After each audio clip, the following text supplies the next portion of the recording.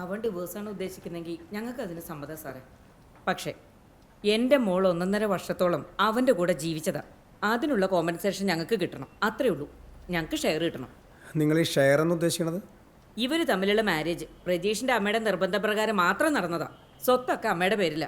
അവർ മരിച്ചുപോയ സ്ഥിതിക്ക് എൻ്റെ മോക്ക് അതിലൊരു അവകാശമില്ലേ? ഇല്ല. ഇല്ലേ? അതെന്താ? ചേച്ചി, ഈ പ്രജീഷ് പെറ്റീഷനിൽ പറഞ്ഞ സത്യമാണെങ്കിൽ ഒരു ദിവസം പോലും ഇവർ ഭാര്യ ഭർത്താക്കന്മാരായിട്ട് ജീവിച്ചിട്ടില്ല. ഉണ്ടോ? ഇല്ല. അവന് ഡിവോഴ്സിന് താല്പര്യമായിട്ടൊന്നുമില്ല. ഈ കുട്ടി അവനോടൊപ്പം ഭാര്യയായിട്ട് ജീവിക്കാൻ തയ്യാറാകത്തോണ്ടാ. ഇനി കുട്ടിയാണ് തീരുമാനിക്കേണ്ടത്. യോജിച്ചു പോകാൻ തയ്യാറാണോ? ഇല്ല സർ, എനിക്ക് താല്പര്യമില്ല. ആ, അപ്പം പിന്നെ നിങ്ങളൊരു മ്യൂച്വൽ ഡിവോഴ്സിന് ശ്രമിക്കും. പെട്ടെന്ന് കിട്ടും. അതിന് അവന് സമ്മതം. പക്ഷേ സർ, സ്വത്തിൻ്റെ ഷെയർ കിട്ടണം. കോമ്പൻസേഷൻ വേണ്ടത് അവനല്ലേ കുട്ടി? കാരണം പണി കിട്ടിയത് അവനാണല്ലോ. എന്നിട്ട് അവനത് വേണ്ടെന്നാ പറയണേ. സാർ ഇപ്പോഴും അവൻ്റെ ഭാഗത്തു നിന്നാണ് സംസാരിക്കുന്നത്. അതെ, തീർച്ചയായിട്ടും. കാരണം കഥ മുഴുവൻ എനിക്കറിയാം. 100% അവൻ്റെ ഭാഗത്താ ശരി. ചേച്ചി, അവന് ഭയങ്കര ക്ഷമയാണ്. ഇല്ലെങ്കിൽ ഇത് വെറുമൊരു പെറ്റീഷനായിട്ടല്ല ഇവിടെ എത്തേണ്ടത്. ഞങ്ങൾ കോടതി പോവും. പോണം, അതാ നല്ലത്. കാരണം ഇത് ഇവിടെ തീർപ്പാക്കാൻ പറ്റിയ പെറ്റീഷനല്ല. ആ, പിന്നെ ഈ കോടതി തീരുമാനം വരുന്നത് വരെ കുട്ടി ആ വീട്ടിൽ തന്നെ താമസിക്കാനാണ് ഉദ്ദേശിക്കുന്നതെങ്കിൽ മറ്റു ഇഷ്യൂസൊന്നും ഉണ്ടാവരുത്. പിന്നെ ആ വീട്ടിൽ CC ക്യാമറ വെക്കണ കാര്യം ഞാൻ പ്രജീഷിനെ വിളിച്ച് പറഞ്ഞോളാം. അത് വേറൊന്നുമല്ല, ഇത്തരം സിറ്റുവേഷനിലെ കള്ള പെറ്റീഷൻ കൂടുതലാണ്. അതുണ്ടാവരുത്. അല്ലെങ്കിൽ തന്നെ ഇവിടെ പെറ്റീഷൻസിൻ്റെ കൂമ്പാരാ. പിന്നെ പഴയ പോലെ കുട്ടിയുടെ ഫ്രണ്ട്സൊക്കെ അവിടെ വരാനോ താമസിക്കാനോ ഒന്നും പാടില്ല. ബാക്കി കാര്യങ്ങളൊക്കെ നമുക്ക് പ്രജീഷ് വന്ന് സംസാരിക്കാം. ആ, വന്നല്ലോ. പ്രജീഷ് വന്നിട്ടുണ്ട്. നമുക്ക് സാറിന് കാണാം. വാ.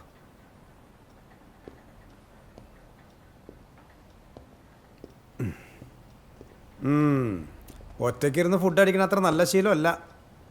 വീട്ടിൽ നിന്ന് കഴിച്ചിട്ട് വരുന്നവർക്ക് അങ്ങനെയൊക്കെ പറയാം. ആ, ഞാൻ തന്നെ സാറിനെ വിളിച്ചിരുന്നല്ലോ വൈകിട്ട്. ഔട്ട് ഓഫ് റേഞ്ച് ആയിരുന്നു. ഞാൻ തന്നെ കുജിത്തന്നിലായിരുന്നു, സിസ്റ്ററിന്റെ വീട്ടിൽ. അവിടെ വെച്ച റേഞ്ചിന്റെ പ്രശ്നമാണ്. ഈ കേസ് എന്തായി? ഇത് രണ്ടുപേർക്കും ഡിവോഴ്സിനാണ് താല്പര്യം. പക്ഷേ ഈ കുട്ടിക്ക് സ്വത്തിൽ ഷെയർ വേണമെന്നാണ് പറയണത്. സാറേ, കല്യാണ സമയം 1 രൂപ പോലും സ്ത്രീധനം ഞങ്ങൾ വാങ്ങിയിട്ടില്ല. ഞങ്ങൾ ചോദിച്ചിട്ടുമില്ല, അവർ തന്നിട്ടുമില്ല. ഈ കുട്ടി അണിഞ്ഞ സ്വർണവും പണ്ടോ എല്ലാം തന്നെ ഇപ്പോഴും വരെ കയ്യിൽ തന്നെ ഉണ്ട്. ഇവനത് എടുത്തിട്ടുമില്ല, പണയം വെച്ചിട്ടുമില്ല. പിന്നെ ഇവൻ്റെ അമ്മയുടെ സ്വത്തിന് അവകാശം വേണമെന്നൊക്കെ പറഞ്ഞാൽ അത് ന്യായമാണോ സാറേ? നിങ്ങളാരാ? എൻ്റെ അമ്മാവൻ്റെ പണം സാറേ. ഇവന്റെ അമ്മയുടെ വാക്ക് കേട്ടിട്ടാ സാറേ ഞാൻ ഈ കല്യാണം നടത്തി കൊടുത്തത്. എന്നിട്ടിപ്പോ എൻ്റെ മോളുടെ ഭാവി തൊലഞ്ഞില്ലേ? നഷ്ടപരിഹാരമായിട്ടാണ് സ്വത്തിന്റെ ഷെയർ വേണമെന്ന് ഞാൻ പറയുന്നത്. അതിന് ഞാൻ അവള് വേണ്ടാന്ന് പറയല്ലോ. അവളല്ലേ എന്നെ വേണ്ടാന്ന് പറയുന്നേ. ഭാര്യയായിട്ട് എൻ്റെ കൂടെ ജീവിക്കാൻ തയ്യാറാണ് ഞാൻ ഇപ്പോഴും. ഓക്കെയാ? എനിക്ക് ഇയാളെ വേണ്ട സർ. നിനക്ക് ഞാനെന്നില്ല, ഒരാണുങ്ങളെ നിനക്ക് പറ്റൂല. എന്റെ താല്പര്യങ്ങളൊക്കെ വേറെയാണല്ലോ. നിനക്കതിനെ പറ്റിയ വേണ്ട വേണ്ട. ഈ കാര്യത്തിന് പരസ്പര ധാരണയില്ലാതെ സ്റ്റേഷനിൽ ഒരു തീർപ്പില്ല. അതിന് നിങ്ങൾ കോടതിയിൽ തന്നെ പോകണം. ഞങ്ങൾ കോടതി പോവും. ആയിക്കോട്ടെ, പോയി സാറിനെ കാണാം. ജോജോ, സാറേ, ഒരു PCC, പേര് ഫിൻസർ, അപ്പൻ്റെ പേര് മുഹമ്മദ് അലി. അപേക്ഷ തന്നിട്ട് 2 ദിവസമായി. വൈകുന്നേരത്തേക്ക് കൊടുക്കാൻ പറ്റും നോക്കി. നോക്കാം സാറേ. കേസും പ്രശ്നങ്ങളൊന്നും രാജമെമ്പർ പറഞ്ഞിട്ടുണ്ടേ. എന്നാലൊന്ന് വെരിഫൈ ചെയ്തേ. മനസ്സിലായി സാറേ. ആയിക്കോട്ടെ.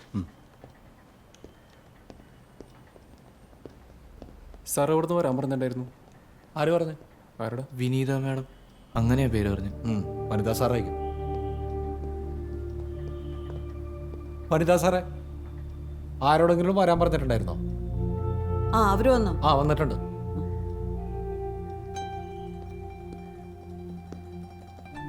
ഇന്നലെ ഞാൻ സംസാരിച്ചത് മോനോടാണോ? അതെ മാഡം. ഇതാരാ? ചേട്ടനാണ്.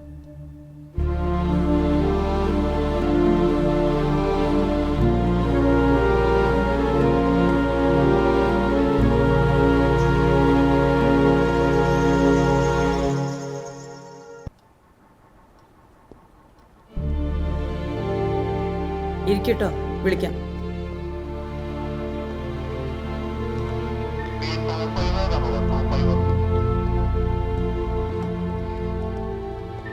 സാറ് പറഞ്ഞു കേട്ടല്ലോ. കോടതി തീരുമാനം വരെ ഒരു പ്രശ്നം ഉണ്ടാകാൻ പാടില്ല. ഇല്ല സാർ. പ്രസാദേ, സാർ, ഈ പെറ്റീഷൻ രജിസ്റ്ററിലെ ഇരുകക്ഷികളോട് സൈൻ എടുപ്പിച്ചിട്ടേ. Okay sir. തീരുമാനം എങ്ങനെ? ഇക്കാര്യത്തിൽ കോടതി തീർപ്പ് വരെ ഇരുകക്ഷികളും ആ വീട്ടിൽ സമാധാനപരമായി കഴിഞ്ഞുകൊള്ളാമെന്നും ഇരുകക്ഷികളുടെയും ബന്ധുക്കൾക്കോ മറ്റു കൂട്ടുകാർക്കോ ആ വീട്ടിൽ വരുവാനോ താമസിക്കാനോ പാടില്ലാത്തതാണെന്നും ഇരുകക്ഷികളും പരസ്പരം സമ്മതിച്ചിട്ടുള്ളതാണ്. സാർ രാത്രിയിലൊരു ഇൻറ്റിമേഷൻ ഉണ്ടായിരുന്നു കാർമൽ ഹോസ്പിറ്റലിൽ നിന്ന്. ഭർത്താവ് ഭാര്യ തല്ലിയതാ. OP ആയിരുന്നു. ഇഞ്ചുറികളും ഉണ്ടോ? നെറ്റിയിലൊരു ചെറിയ ഇഞ്ചുറി. ഞാൻ അപ്പം തന്നെ അവരെ വിളിച്ചിരുന്നു. ഇളയ മോനാ ഫോൺ എടുത്തത്. അവൻ്റെ നമ്പർ ഹോസ്പിറ്റലിൽ കൊടുത്തിട്ടുണ്ടായിരുന്നേ. പോലീസ് സ്റ്റേഷനിലാണെന്ന് പറഞ്ഞപ്പോൾ അവനൊരൊറ്റ കരച്ചിൽ. അമ്മയാണ് പ്രശ്നക്കാരി, അച്ഛൻ പാവമാണെന്ന്. അമ്മയ്ക്ക് അടുത്തുള്ള ഒരാളായിട്ട് പ്രേമമാണെന്ന്.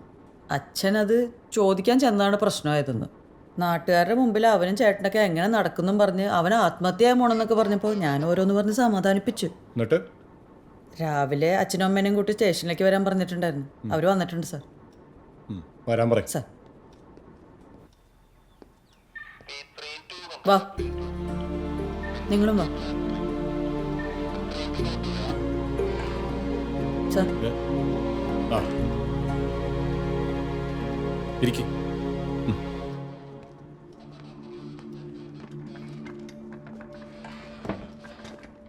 മക്കളാണല്ലേ? ഒന്ന് പുറത്തേക്ക് ഇറങ്ങി, ഞാൻ ഇവരോട് സംസാരിക്കട്ടെ.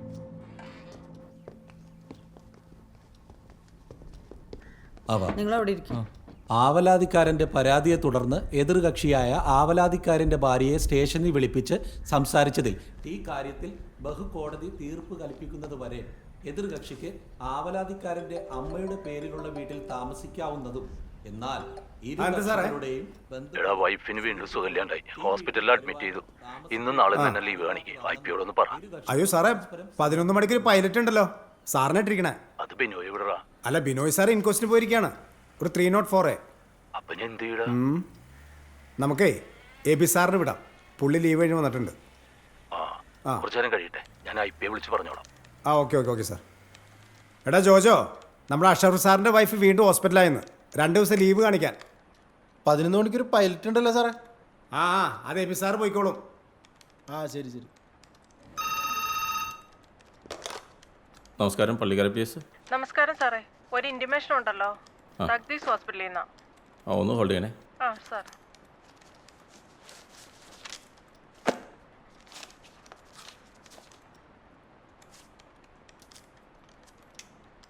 പറഞ്ഞു. പേര് Habeeb. Habeeb. Age 61. 61. Son of Abubakar. Cheradi വീട്, കുമാരമ്പടി, പള്ളിക്കര. ചേറാടി വീട്. RTA പരിക്ക് പറ്റി ടിയാനെ ഇവിടെ കൊണ്ടുവന്നിട്ടുള്ളതാണ്.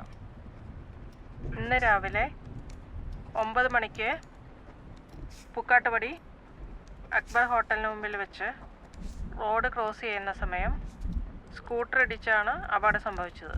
ആൾക്ക് പരിക്കെങ്ങനെയാ? നല്ല പരിക്കുണ്ട് സാറേ.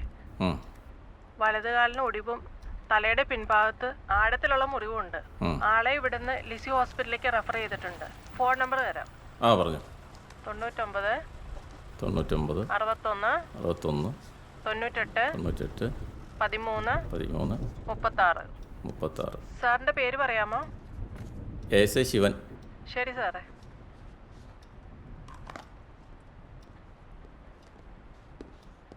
എത്ര മണിക്കാണ് പൈലറ്റ് എന്ന് പറഞ്ഞേ? 11 മണിക്കാ സാറേ.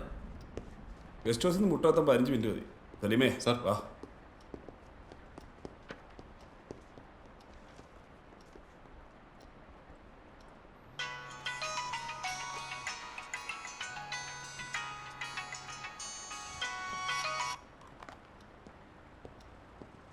ഹലോ, എന്താ അമ്മ വിളിച്ചത്?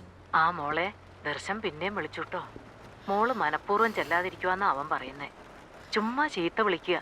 ആര്? അമ്മേനെയോ? എന്നെയല്ല, മോളെയാ. എന്നെ അത് വിളിച്ചോട്ടെ, എപ്പോഴും ഉള്ളതല്ലേ.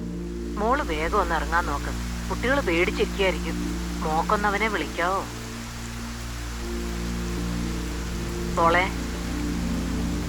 മോളെന്താ ഒന്നും മിണ്ടാത്തെ? ഏയ്, ഞാൻ ഓരോന്ന് ഓർത്തു പോയതാ. മറ്റുള്ളവർ തീരുമാനിച്ച ജീവിതമല്ലേ എൻ്റെ. അതുകൊണ്ട് കുറ്റബോധമൊന്നുമില്ല. എല്ലാ അച്ഛനും അമ്മയ്ക്കും പറ്റിയ തെറ്റാ. അച്ഛനെന്തി ഇവിടെ സങ്കടപ്പെട്ടിരിപ്പുണ്ട്, കൊടുക്കണോ? വേണ്ട, അമ്മ ടെൻഷൻ അടിക്കണ്ട. ഞാൻ ദർശേട്ടനെ വിളിച്ച് സംസാരിച്ചോളാം. കുറേ എഴുതാനുണ്ട്, അത് തീർത്തിട്ട് വേണം പോവാൻ. അവിടെ മഴയുണ്ടോ? ഇല്ല, ഇവിടെ നല്ല മഴയാ. ഞാൻ വിളിക്കാട്ടോ. ശരി മാമ.